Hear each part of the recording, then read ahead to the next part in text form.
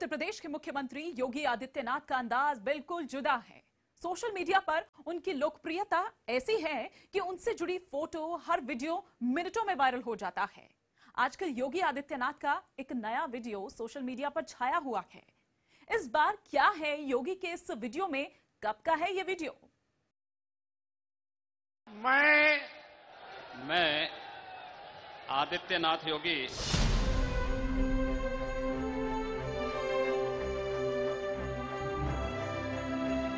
योगी आदित्यनाथ को उत्तर प्रदेश के मुख्यमंत्री बने करीब महीना भर ही हुआ है, लेकिन इस एक महीने में उन्होंने अपने फैसलों, अपनी फुर्ती, अपनी समझ और कार्यशैली से लोकनायक की छवि बना ली है। योगी आदित्यनाथ के सीएम बनने के बाद से सोशल मीडिया पर उनके कई वीडियो और तस्वीरें वायरल हो रहे हैं। हर मैसेज में उनकी शख्सियत का एक अलग पहलू दिखाई देता है। पशु पक्षियों से योगी के प्रेम की ऐसी ढेरों तस्वीरें भी सोशल मीडिया पर खूब वायरल हो चुकी हैं। लेकिन बात उस वीडियो की जिसमें योगी आदित्यनाथ हाथियों की सेवा करते नजर आ रहे हैं, और इसी वीडियो के साथ दावा किया जा रहा है कि ये हाथी उनकी दिनचर्या का हिस्सा है। वीडियो देखने के साथ आपको ये भी पढ़ने को मिल जाएगा कि योगी जी के हर दिन की शुरुआत ऐसे ही होती है। जरा ये वीडियो ध्यान से देखिए। इस वीडियो में योगी आदित्यनाथ दो हाथियों को कुछ खिलाते नजर आ रहे हैं। योगी ही नहीं, उनके साथ कई भगवाधारी संत भी नजर आते हैं। वो भी योगी आदित्यनाथ की तरह ही हाथियों को कुछ खिला रहे हैं। इस पूरे वीडियो में आवाजों को ध्यान से सुनेंगे तो आपको मंत्र भी सुनाई देंगे।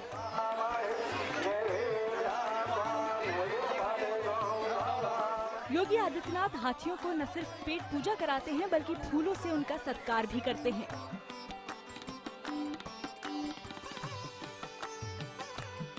उन्हें पुचकारते हैं और फिर गजपति को प्रणाम कर आशीर्वाद लेते हैं।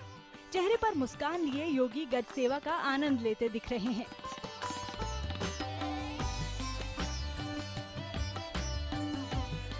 वीडियो में आसपास लोगों की भीड़ भी है।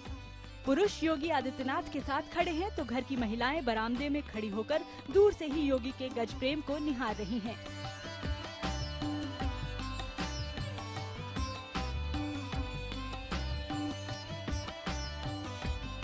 योगी आदित्यनाथ उत्तर प्रदेश के गोरखपुर में मौजूद गोरखनाथ धाम के महंत हैं, जिन्होंने बाकायदा संन्यास की दीक्षा भी ली है। ऐसे में हिंदू धर्म में शुभ माने जाने वाले हाथियों की पूजा या दर्शन से दिन शुरू करने में कुछ भी अजीब नहीं लगता। लेकिन हम ये जानना चाहते थे कि क्या वाकई में योगी आदित्यनाथ अपने दिन की शुरुआत हाथियों के पूजन से ही करते हैं? सीएम बनने के बाद से ही सोशल मीडिया पर रोजाना योगी आदित्यनाथ के चर्चे हो रहे हैं। उनसे जुड़ी कुछ चीजें उनके सीएम बनने से पहले की तो कुछ बाद की है। हम जानना चाहते थे कि ये वीडियो कब का है, क्या ये योगी के सीएम बनने के बाद का है, ये कौन सा कार्यक्रम है जिसमें योगी आदित्यनाथ शामिल हुए हैं। इन सभी सवालों का जवाब जानने के लिए हम पहुंचे उत्तर प्रदेश के गोरखनाथ मंदिर। यहाँ हमारी मुलाकात हुई योगी आदित्यनाथ के सहयोगियों से। हमने उन्हें वीडियो दिखाकर इसकी जानकारी लेनी चाहिए तो पता चला कि योगी आदित्यनाथ के हर कार्यक्रम की शुरुआत ही हाथी को भोज कराने से हुआ करती थी। महाराज जी अक्सर जो है कार्यक्रम में जैसे यज्ञ या कलश यात्रा कभी कभी जब भी शहर में या शहर से बाहर हुआ करती थी तो महाराज जी के लिए कार्यकर्ता हाथी की व्यवस्था करते थे। जो कार्यक्रम की शुरुआत करने के लिए महाराज जी से हाथी को गुड़ खिलवाते थे, उसके बाद कार्यक्रम शुरू होता था। तो अक्सर महाराज जी के जब हाथी के ऊपर नज़र पड़ता है तो तुरंत वो कहते हैं गुड़ मंगाओ जी, तो गुड़ खिलाना है। और चाहे वो कई बार शादी विवाह में भी हम लोग गए हैं और हम लोग देखते हैं जो महाराज तुरंत कहते हैं हाथी को जैसे देखेंगे वो कहेंगे गुड़ मंगाओ, और गुड़ को खिलाते हैं अपने हाथों से। लेकिन अगर इस वीडियो की बात करें तो हमें अपनी पड़ताल में पता चला कि व्हाट्सएप पर वायरल हो रहा ये वीडियो 5 साल पुराना है। गोरखपुर में सरैया बाजार है, वहाँ पे कलश यात्रा निकल रही थी हनुमान जयंती के अवसर पे। वहाँ पे कार्यकर्ताओं ने हाथी को लाया और महाराज जी से गुड़ खिलवाने के लिए कार्यक्रम की शुरुआत की थी। 6 अप्रैल 2012 को हनुमान जयंती के शुभ अवसर पर गोरखपुर के सरैया बाजार में कलश यात्रा का आयोजन किया गया था। समारोह के दौरान योगी आदित्यनाथ हाथियों को गुड़ खिलाकर उनका अभिनंदन कर रहे थे। सिर्फ हाथी ही नहीं, योगी आदित्यनाथ के पशु प्रेम से पूरा गोरखपुर वाकिफ है। जानवरों के प्रति महाराज जी का बहुत ही प्रेम है। यहाँ पे जितने भी जानवर हैं, जिस तरह के पालतू जानवर हैं, महाराज जी उनके लिए हमेशा खिलाने पिलाने का काम करते हैं। पनीर से लेके गुड़ तक की व्यवस्था यहाँ रहती है। अभी तो कुछ दिन पहले एक बंदर यहाँ मंदिर में आता था और उनके गोद में बैठ जाता था जो है, और हम लोग ताजुब करते थे कि जो है वो बंदर है महाराज जी वो अपना कुछ लिखा पढ़ी का काम करते थे और बंदर आराम से बैठा रहता था और कोई व्यक्ति महाराज के पास जाने का प्रयास करता था तो वो झपटता था जी। न्यूज़ 18 इंडिया की पड़ताल में खबर पक्की साबित हुई है। छत्तीसगढ़ के सुकमा में बीते 24 अप्रैल को नक्सली हमले में सीआरपीएफ के 26 जवान शहीद हो गए। पूरा देश उन वीरों को सलाम कर रहा है, लेकिन ठीक 2 दिन बाद सोशल मीडिया पर एक वीडियो वायरल होने लगा उस हमले का, वो भी लाइव। आपने भी ये वीडियो देखा होगा, कई लोगों को फॉरवर्ड भी किया होगा, लेकिन क्या सही में ये वीडियो उसी हमले का था? दूर तक पसरा सन्नाटा। घने जंगल में घात लगाए बैठी नक्सली सेना।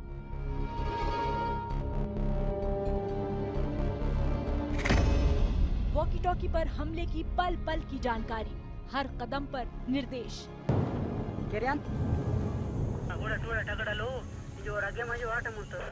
Okay okay. सही मौके की तलाश में नक्सल कमांडो। फिर अचानक गोलियों की तड़तड़ाहट से गूंज उठा पूरा जंगल।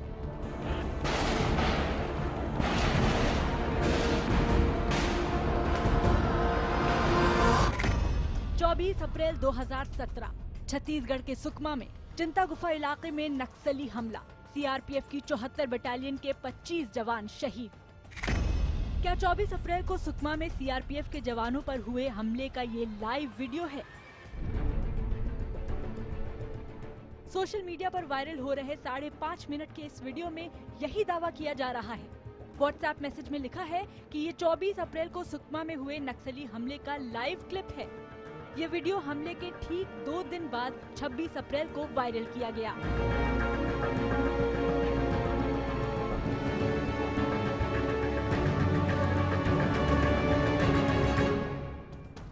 सोशल मीडिया पर वायरल इस वीडियो में दूर तक एक सुनसान सड़क दिखाई दे रही है। सड़क के दोनों ओर घना जंगल है। नक्सलियों ने जंगल के अंदर तक घेरा बनाया हुआ है। सड़क पर कुछ बाइक भी खड़ी नजर आ रही हैं। शायद ये जवानों की ही है। तभी अचानक गोलियों की तड़तड़ाहट सुनाई देती है। हाँ गंगरे मुनेट को आया परवे के बात लाई रिपोर्ट में। हाँ रिपीट।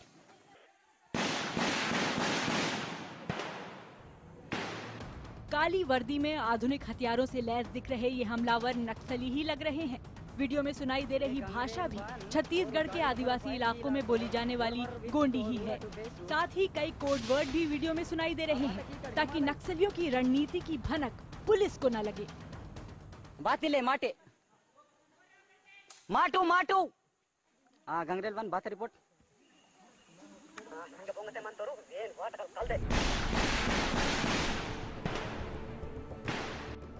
इस वीडियो को देखने के बाद कोई भी धोखा खा सकता है। देश के जवानों पर कायराना हमला और उसके बाद उसकी वीडियो रिकॉर्डिंग। नक्सलियों की बर्बरता देखकर हम भी चौंक गए।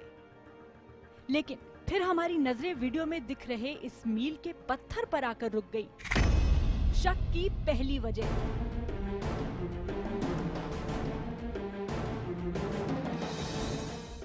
वीडियो को गौर से देखने पर पता चला कि मील के पत्थर पर मानपुर लिखा है। मानपुर 7 किलोमीटर।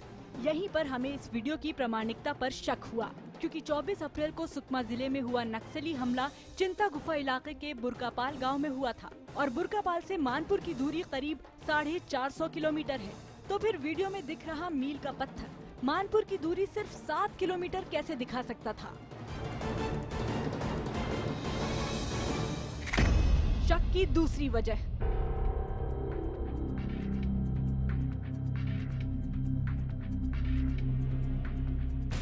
वीडियो को आगे देखने के बाद हमारा शक बढ़ने लगा।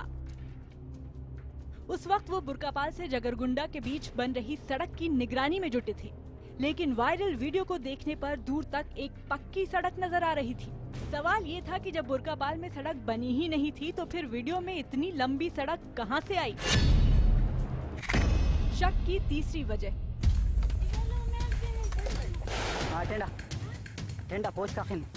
वीडियो को बार बार देखने पर हमारा शक और पुख्ता हो गया।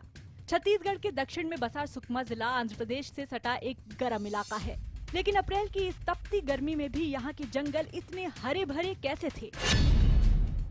हमें इस वीडियो पर शक करने की एक नहीं 3 वजह मिल गई थी।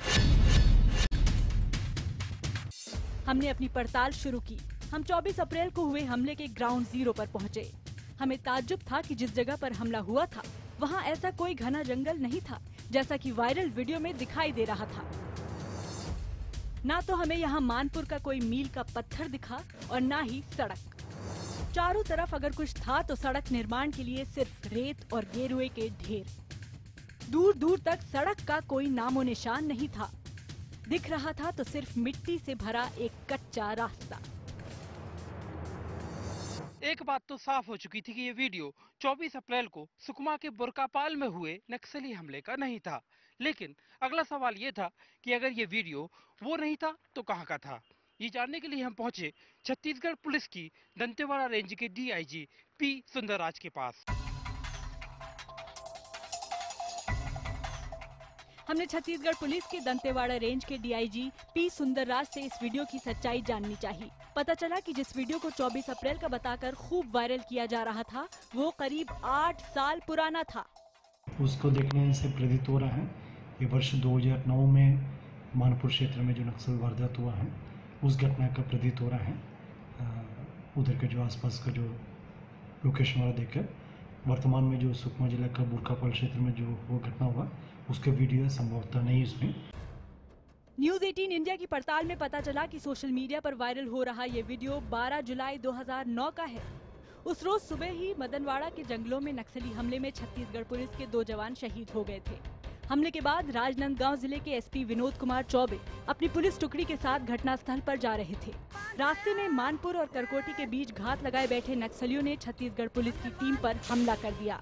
दोनों तरफ से हुई धुआंधार फायरिंग में एसपी विनोद कुमार चौबे और छत्तीसगढ़ पुलिस के 29 जवान शहीद हो गए थे। अगली बार ऐसे वीडियो देखकर आंख मूंदकर इन पर भरोसा न करें। न्यूज 18 इंडिया की पड़ताल में सच्चाई आपके सामने है। हमारी पड़ताल में ये वीडियो गलत साबित हुआ है।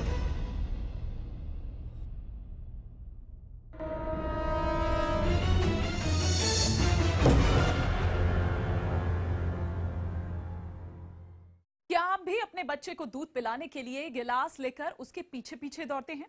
तो फिर आपने वो वीडियो भी जरूर देखा होगा जो आजकल सोशल मीडिया पर वायरल हो रहा है। उस वीडियो को देखने के बाद आपके दिमाग में कई तरह के सवाल भी उठ रहे होंगे। हमारी ये रिपोर्ट देखिए और आपको अपने उन तमाम सवालों के जवाब मिल जाएंगे।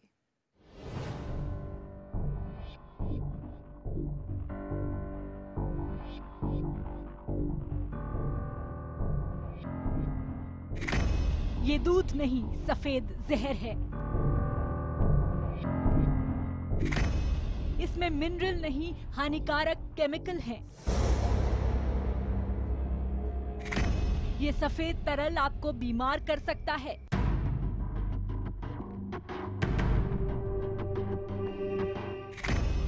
इसे पीकर आप दिल और दिमाग की बीमारी के शिकार हो सकते हैं।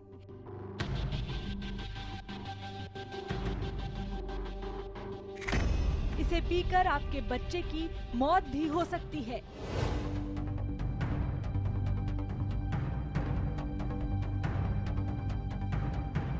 सोशल मीडिया पर आजकल एक चेतावनी के साथ आपके घर तक पहुंचने वाले दूध की सच्चाई बताई जा रही है।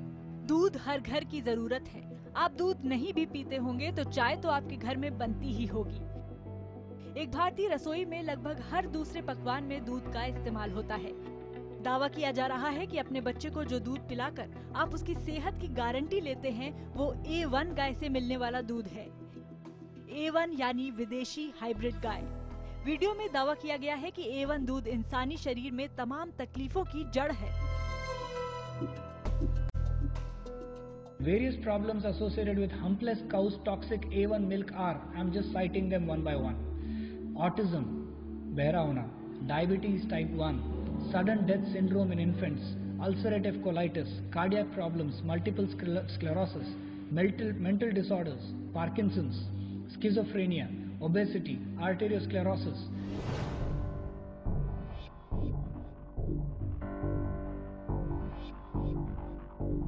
वहीं वीडियो में A2 दूध के कई फायदे बताए गए हैं। दावा ये तक है कि यूरोप में इस दूध को सफेद जहर माना गया है। तो क्या सही में आपके घर पहुंचने वाला दूध जहरीला है?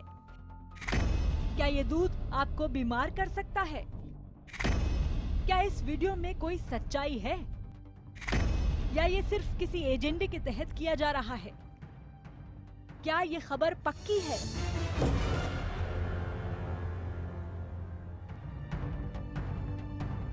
क्योंकि मामला सिर्फ आपसे जुड़ा नहीं है बल्कि आपके बच्चे की सेहत भी दांव पर है, लिहाजा इसकी सच्चाई आप तक पहुंचाना बेहद जरूरी था। अपनी पड़ताल के लिए सबसे पहले वीडियो में सनसनीखेज दावा करने वाले डॉक्टर अनुज श्रीवास्तव से संपर्क साधना जरूरी था। हमारी टीम ने उन्हें भी ढूंढ निकाला। उन्होंने हमें A1 और A2 दूध का फर्क समझाया। ये जो A1 मिल्क है ये एकदम जैसे चूने की तरह सफेद दिख रहा है, आपको दिख रहा है क्लियर कट।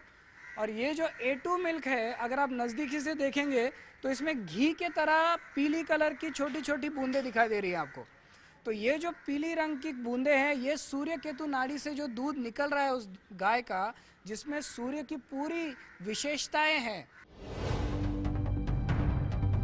डॉक्टर अनुज A2 दूध की तारीफ में कसीदे पढ़ रहे थे तो A1 दूध से खतरों की लंबी लिस्ट उन्होंने हमें बता दी। हम देख रहे हैं कि लोग अनजाने में ऐसा दूध पी रहे हैं जो दूध के दिखने के जैसा दूध है पर जहर के माध्यम से वो पी रहे हैं और ये पता भी नहीं लग रहा है उनको कि ये जहर है जो वो पी रहे हैं।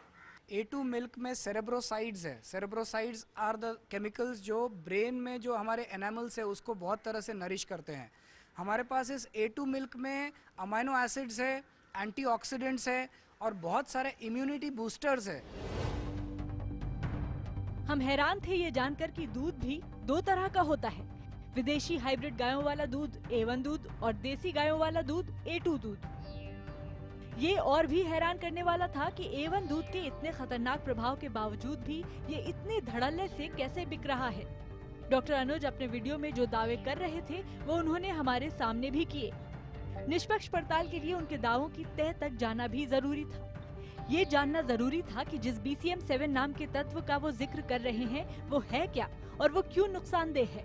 ये जानने के लिए हम पहुंचे करनाल के नेशनल डेयरी रिसर्च इंस्टीट्यूट। यहाँ हमने दूध पर शोध कर रहे डॉक्टर सचिनंदन डे से डॉक्टर अनुज के दावों के बारे में जानने की कोशिश की।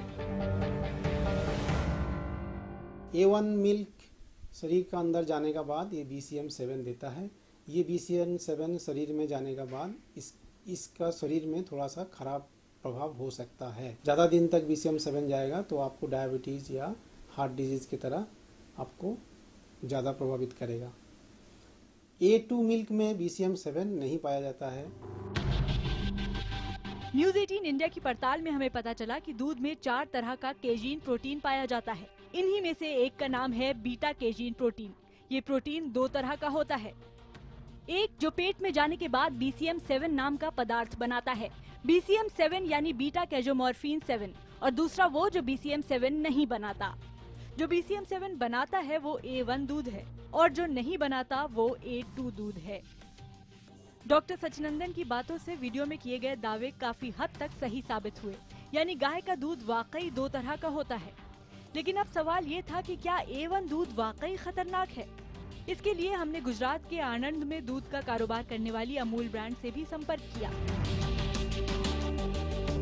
जब A1 का डाइजेशन होता है तो 7 एमिनो एसिड का एक पेप्टाइड बनता है।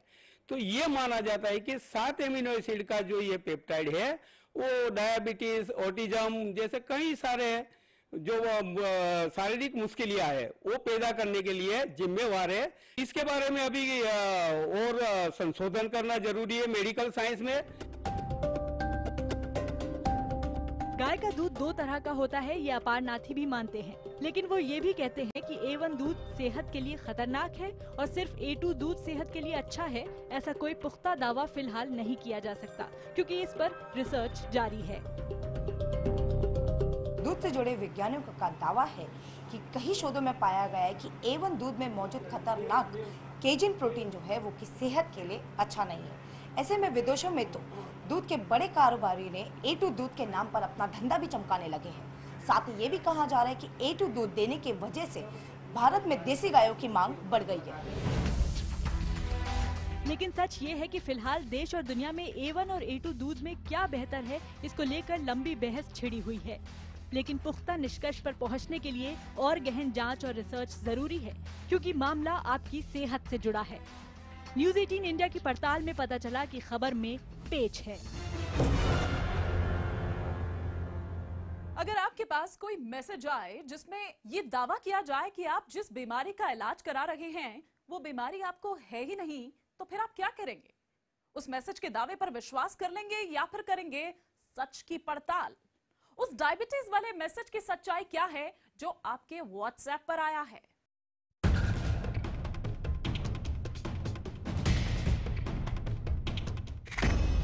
क्या डायबिटीज मापने का आधुनिक पैमाना गलत है?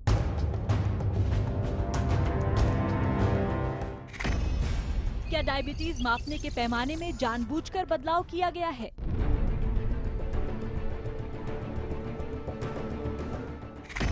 क्या इस पैमाने में बदलाव के पीछे डॉक्टर और दवा बनाने वाली कंपनियों की सांठगांठ है?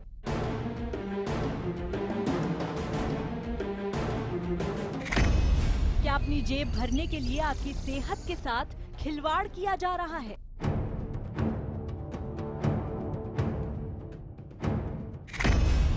क्या आप उस मर्ज का इलाज करा रहे हैं जो आपको है ही नहीं? अगर आपको या आपके किसी जानकार को डायबिटीज है तो ये सवाल आपको अचरज में डाल रहे होंगे।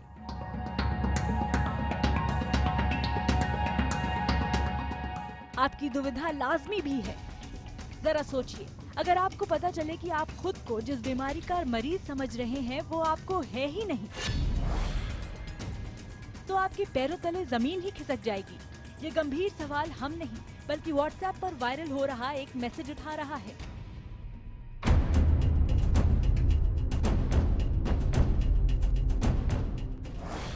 प्रिय बांधवों, क्या आप जानते हैं 1997 से पहले फास्टिंग डायबिटीज की लिमिट 140 थी।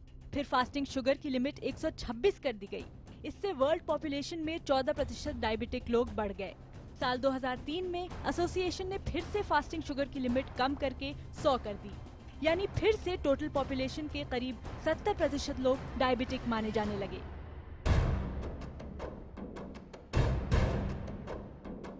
सुरक्षित सीमा घटाने का एक ही मायने है, डायबिटीज के मरीजों में इजाफा। वायरल मैसेज में दावा किया गया है कि शुगर की जांच का पैमाना बदलने से दुनिया की 70% आबादी डायबिटीज की मरीज करार दे दी गई है और ये धोखा है।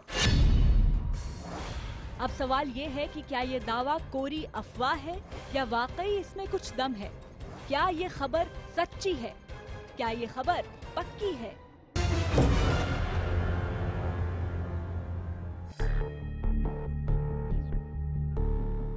डायबिटीज से जुड़े इस गंभीर आरोप वाले वायरल मैसेज की पड़ताल के लिए सबसे पहले हमने इस बीमारी को समझने के लिए दुनिया में सेहत से जुड़ी सबसे बड़ी संस्था WHO की रिपोर्ट्स खंगाली और मैसेज में दिया गया डायबिटीज के मरीजों का आंकड़ा पूरी तरह गलत साबित हुआ। वायरल मैसेज में दावा किया गया था कि 70% आबादी डायबिटीज की मरीज घोषित कर दी गई है, लेकिन वर्ल्ड हेल्थ ऑर्गेनाइजेशन यानी WHO की नवंबर 2016 में आई रिपोर्ट के मुताबिक दुनिया भर में डायबिटीज के मरीजों की तादाद 2014 तक सिर्फ 8.5% थी। यानी मैसेज का मकसद सिर्फ आपको डराना है। पड़ताल 2।